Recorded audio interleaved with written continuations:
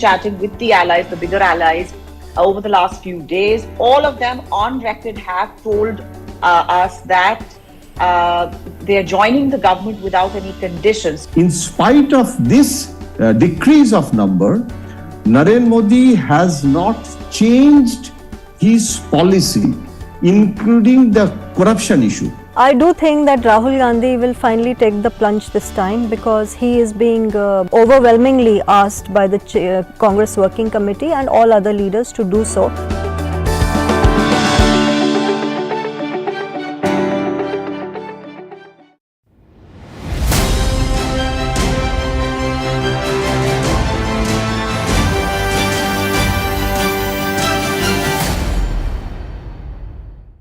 Namaskar, welcome back to Media Scan.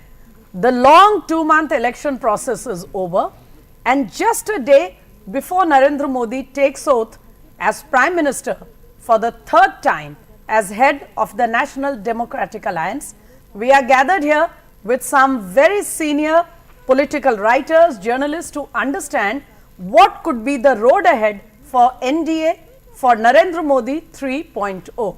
So let's waste no more time and get on with the discussion right away. I have here with me senior journalist Aditi Tandon.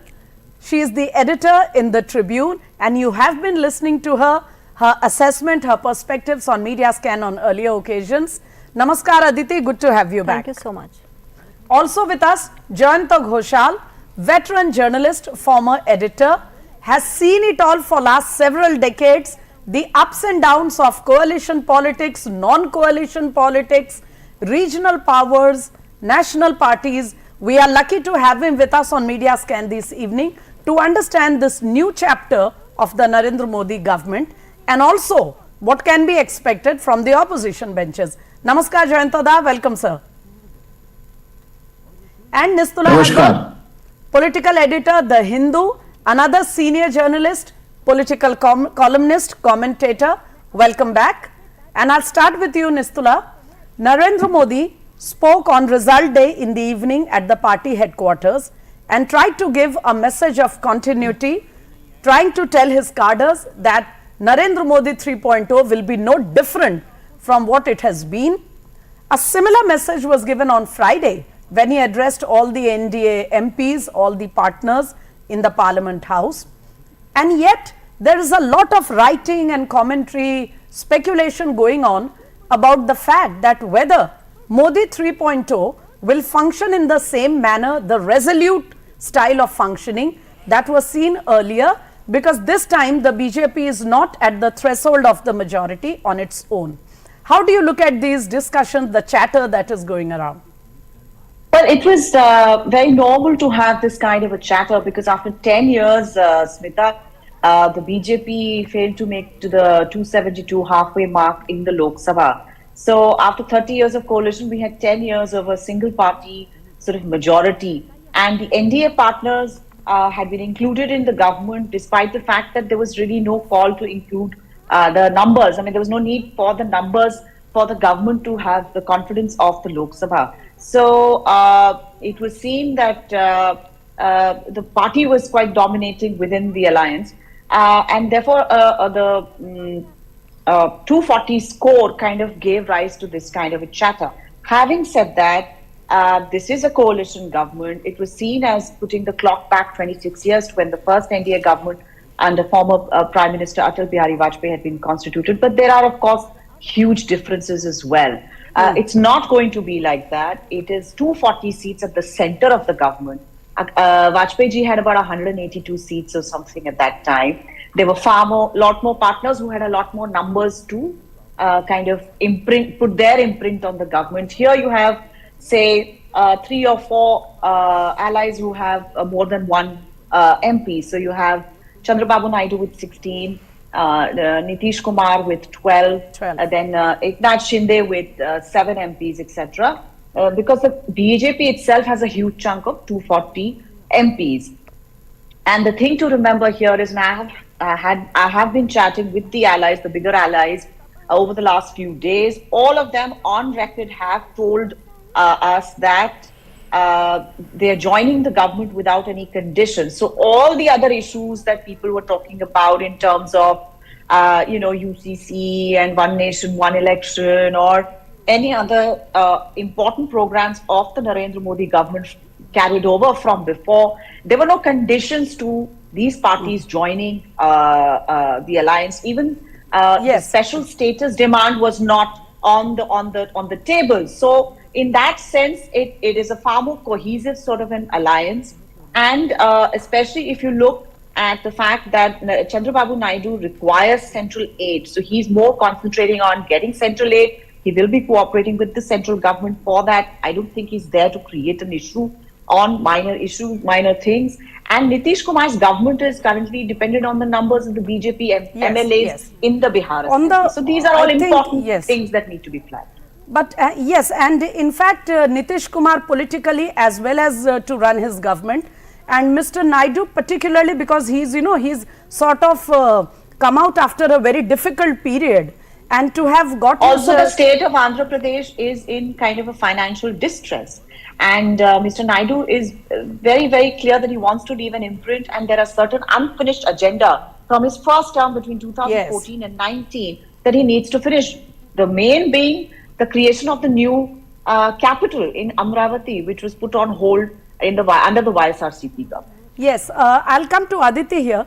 Aditi, it is true that the BJP may have a shortfall of some seats on its own to reach the 272 mark, but it is also a reality that the allies at this point, particularly senior leaders like Mr. Naidu and Nitish Kumar, they need to be seen to be having the support of the central government, the Modi government, to give a message in their respective states. So in a way they would be more keen to be staunchly with the central government rather than the other way out. But I'll come to you on a different point. We saw very clearly Mr. Kharge and Rahul Gandhi and other senior leaders making it clear, because perhaps they do see the numbers game, telling us very clearly that they will be sitting in opposition for the moment, a much more vibrant and a little more active opposition for sure.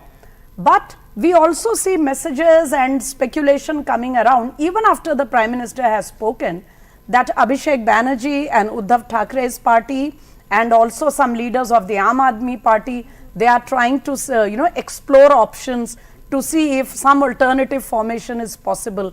Do you think the Congress is interested, or is it allowing this speculation, or is it their unilateral attempt?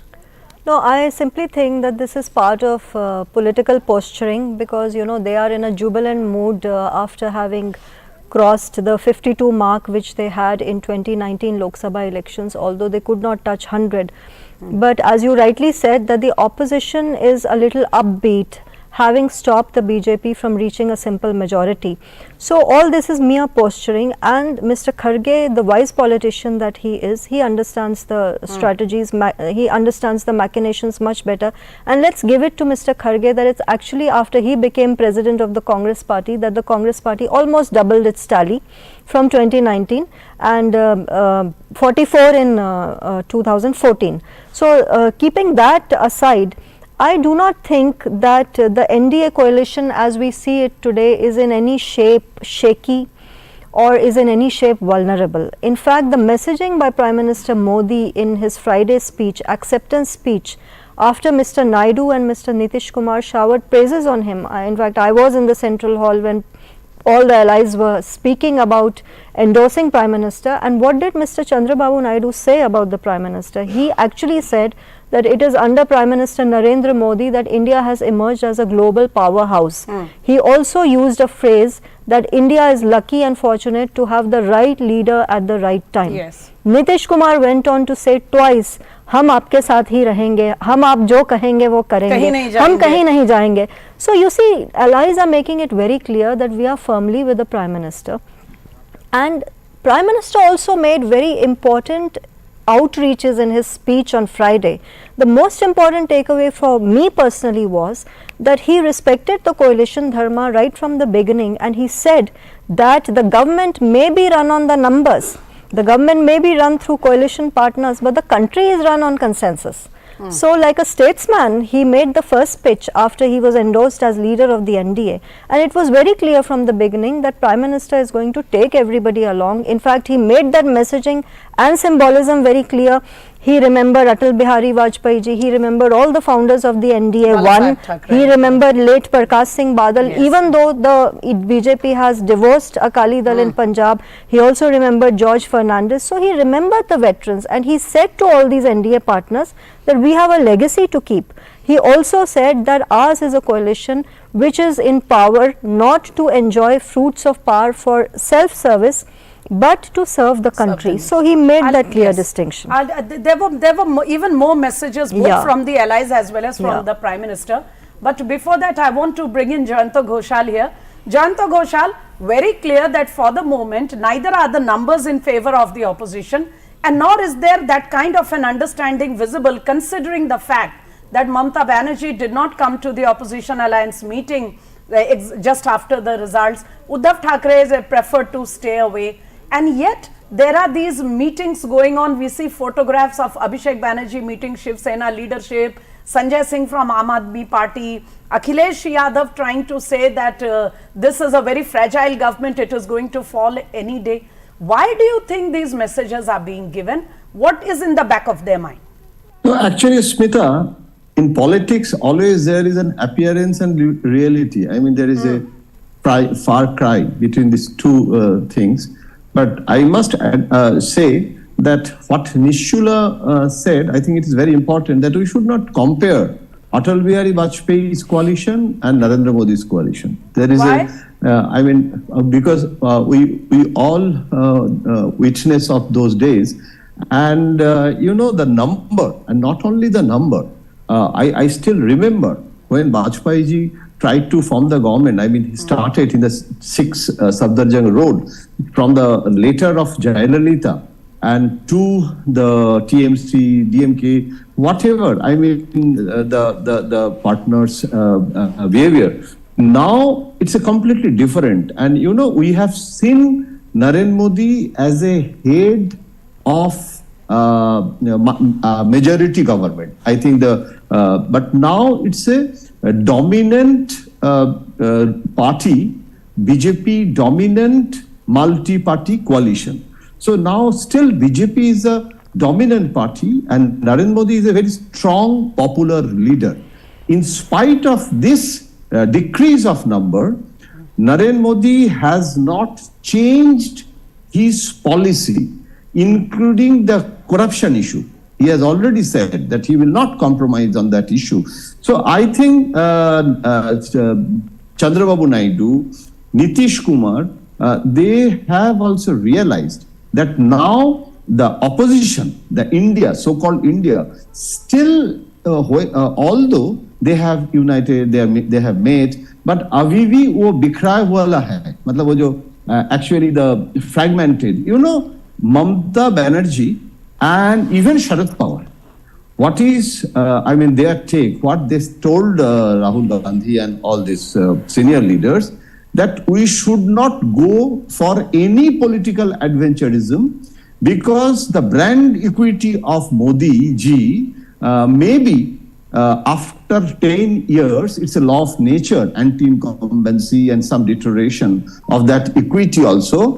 But we are not at all capable enough to run a government in this political and economic scenario. So we should not go for any adventure. Is it also because Mamata Banerjee is well entrenched in her own state in Kolkata, and Writers' Building she has no challenge? So why should she take any chances? I mean, why risk the apple cart? Another thing, her relationship with Congress. Why we know it is checkered. In spite of this result, immediately the relationship internally, even in the first press conference after the victory of Mamata Banerjee, she said that I didn't get Rahul Gandhi, I could not communicate, I text message, but there was no reply. She said she didn't get the call back. She said, I don't care. That is the Mamata's reaction. So you can understand the body language, the chemistry. I think now there is an effort, because what Adhir Chaudhary did, what the Congress left, they have done in West Bengal. It is very difficult for Mamata. Each and every day they said chor, chor, chor, chor. After that, suddenly, if you tell Mamata that come to Delhi and make an coalition, it's very difficult for Mamata Banerjee also to stomach it immediately. Yes, and I think there should be a time, to repair the fault lines. And I think things that were spoken in the heat of the campaign, whether it is between Congress and Aam Aadmi Party or Congress and Congress left on the one side and Mamata Banerjee on the other, she is not going to forget them suddenly. Even though she has made her point, she has come back with a good number of seats. But I'll come back to you on one another question which concerns BJP's efforts in Bengal and why they did not get the desired results. But before that, if I can bring in Nistula here. Nistula, let's move to the states. We've spoken about the likely formations in the center and what the government will look like. But then Narendra Modi also pointed out that the NDA at present is ruling in 22 states of the country, and that includes states in the south, the northeast, western India, of course, certainly. Now the question here is, what do you think the relationship between these allies of the NDA government is going to be with the BJP, since they also have challenges in their own states, and also because some of these states will be going to elections in some time. Maharashtra the first to go to elections and also the most complex at the moment, and then later down the line we are likely to have elections in Bihar, and maybe there may be a situation in some other state, who knows. Yes, well, I think the big tamale, as they say, is Maharashtra. Because already, because of the performance of the Mahayuti or the NDA, what the NDA is called in Maharashtra, the Mahayuti, there is some friction, definitely some friction between certain partners, notably Ajit Pawar's NCP, because he has managed to win only one seat. And then Eknath Shinde's Shiv Sena, etc. So there is going to be some friction. Mr. Fadnavis offered to resign, owning up responsibility for the BJP's own performance in the Lok Sabha. I think they'll have to do a review. They'll have to go in and see about vote transfer, complementarity of votes, whether the seat adjustment that they undertook was any good, whether they need to change all that, whether they need, whether there is some more cohesion that needs to be brought in before they go into assembly polls. So on that point, I have a query. Nistula, both sure. Eknath Shinde, his son, other leaders from their party, and Mr. Ajit Pawar himself and Praful Patel, Sunil Tatkare, all of them have stressed very clearly that they are strongly in the Mahayuti. The government is doing fine in Mumbai and they will continue to do this. But yet there are questions about whether their MLAs will stick together, whether these parties, all three, will be together till we come to the Maharashtra elections. So how do you look at that? Because I know you've been following Maharashtra very... I did travel there during the Lok Sabha election.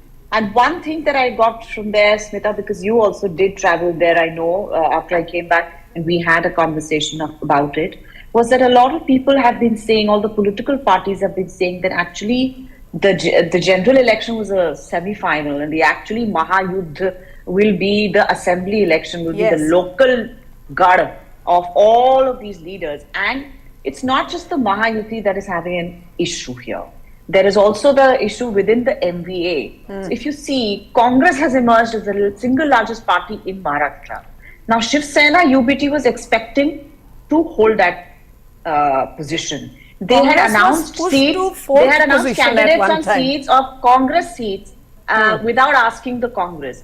And in one seat in Sangli, the MVA candidate lost and the independent candidate won, Vishal Patil, who subsequently has gone and joined the Congress yesterday, taking the tally of the Congress to 100. So there are issues because of so much of splitting and fragmentation that happened. There are issues between both alliances and they really do need to sit and sort it out and see what works and with whom, because complementarity of vote and transfer, that is going to be the big question. Yes, and it was complex in these Lok Sabha elections, certainly. Yes. And Maharashtra remains most complex because of all these breakaway factions and several formations happening all the time. But we'll move away from Maharashtra. Aditi, all through these 10 years, there was this talk going on about the Congress not able to reach the status to, you know, gain the LOP's position at all.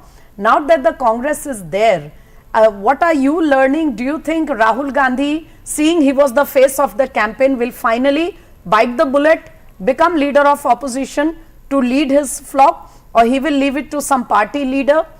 What do you think?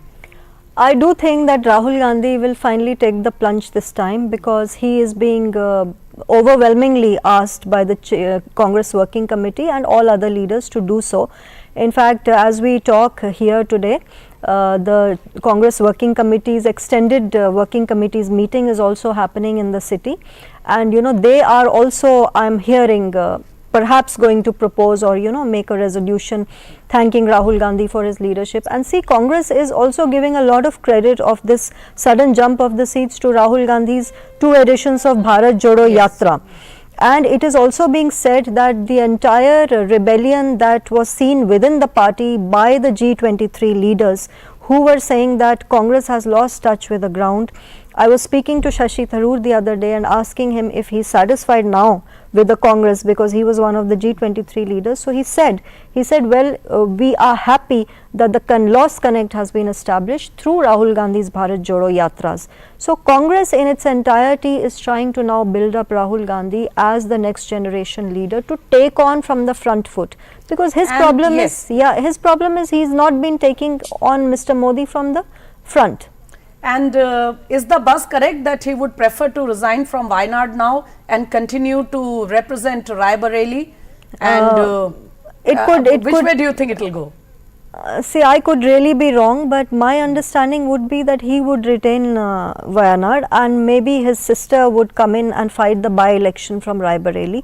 That's my understanding, but I could be completely off the mark, you know, with how the Congress is going. I do not think that do you the Congress think he will consult with Akhilesh Yadav before taking that call? I don't think he'll take Akhilesh Yadav. He has his very close set of advisors, and we all know that he depends very heavily on K.C. Venugopal, who's his General Secretary organization. Even though K.C. Venugopal is not from the north, but for a large part of his political decisions, Rahul Gandhi does depend on Venugopal. And by the way, you know, Kerala has again reposed faith in Rahul Gandhi in the United Democratic Front. I do not think Rahul Gandhi will take the call of resigning from Wayanad. Okay. So that leaves me with one very interesting question that has been on all our minds, I think, about West Bengal. Jayanta Ghoshal, we know very well that the BJP top leadership has not only been keeping Bengal in the list of its priorities, but they have worked very hard, and we do see how people have come out, BJP workers, supporters have come out for the party. But there is certainly some reason that the party has not been able to, you know, its performance is not at par as per its aspirations. It has been subpar, most certainly this time. Do you think there is something wrong in the BJP's reading of the West Bengal voter, or do you think there are other local reasons which you would like to tell us today? No, actually, I think, Smita, there are few strategic mistakes from the BJP side, but the objective situation on what BJP campaign, those factors are still alive. I think the anti-incumbency against the Mamata Banerjee, the Sandesh Khali terror, this atrocity and the against women, all these issues, I mean, corruption, we have seen. I mean, it's a open and shut case, lot of on education, and so it's not true that through this verdict, all those issues BJP raised, all those issues vanished, neutralized. It's not the correct position. That is not the objective situation. But you know, the BJP's major mistake, that BJP thought that the political and the political polarization and the religious, I mean, on the basis of this cleavage between the Muslim vote bank politics and the other side, the Hindutva. So this Muslim appeasement and this Dhruvikaran or polarization, it didn't work because, you know, rather it has become an advantage, Mamta, because Muslim became very scared after CAA. And Mamta campaigned that all you Muslim people, you have to go to Pakistan, you have to go to Afghanistan because CAA and NRC, although Home Minister clarified that there is no immediate consequence, from CAA to NRC. But the campaign was there. But the Hindu vote bank, it didn't consolidate it like the other parts of the country. Even in the neighboring state, Odisha. So I think the Bengali Hindutva, Bengali Bhadralok identity is a very difficult, and although I am not discussing why BJP lost Ajodha or in the what happened to Ram Mandir issue because I am not discussing that, but in West Bengal, an atheist can be Hindu also. That mindset, that Bengali DNA, somehow West Bengal BJP unit pressurized for CAA, they pressurized the center. But there is a major mistake because Prime Minister he visited several times. But the organizational capability of the state unit, there was no face in the state also who will communicate the BJP's message to door-to-door campaign in the rural village.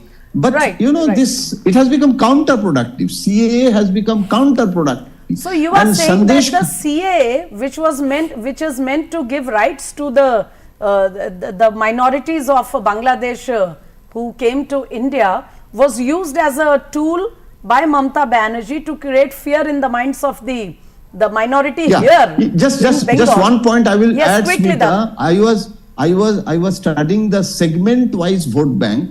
Even the urban vote, the dole politics of Mamata, that didn't work in the urban area. It was a more rural. Right. But in the urban area, the Muslim, the Urdu speaking, Bengali speaking, 30% Muslim, they actually en bloc Muslim gave vote to Mamata, not to CPM, not to ISF also, Indian Secular Front. Yes, this time there was no ISF also as a contender, which was the case in the Vidhan Sabha, the assembly. And also, Dada, when there is a more than 30% plus 30% en bloc a chunk of votes which one party is getting, then in the first past the post system, it is certain that that party is starting at a big advantage. But I am afraid I am being asked to wrap up this conversation now. We've really run out of time.